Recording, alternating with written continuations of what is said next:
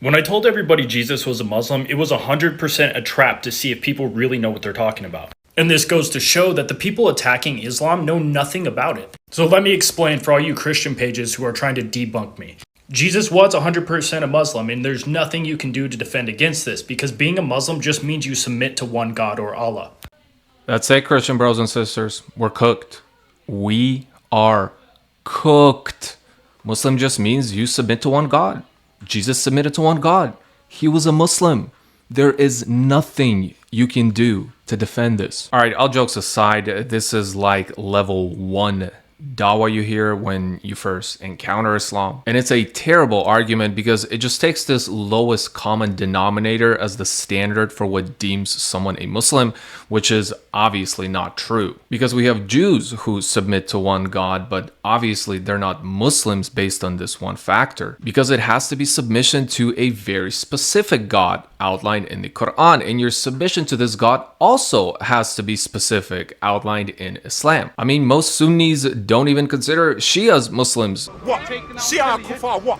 Do something. So this take here is absolutely childish. And this just goes to show that all these Christians attacking Islam and attacking Muslims know nothing about the faith. Bud, it sounds like you discovered Islam like a month ago. I made a point in my last video talking to that day youth, and I told him that he has never read the Quran, he knows nothing about the belief. He came back talking shit saying, oh, you don't know what I've read. Bro, if you know anything about the belief, you would know what the meaning behind Muslim really is. Yeah, when you find out what the meaning of Muslim is, it's gonna blow your mind. You're going to take your shahada immediately. Dude, people encountering Islam on their first day hear this low-tier take. I think you know very little about Islam yourself, bud.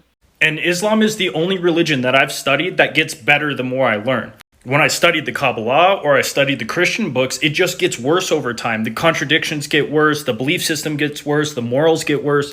Yeah, and the more you read about Islam, I mean, the better it gets. As soon as you discover that child marriage is permissible, it's like, finally, I've been waiting for a religion like this, right? Also, please do share your concerns with Christianity. I'd love to have a chat with you.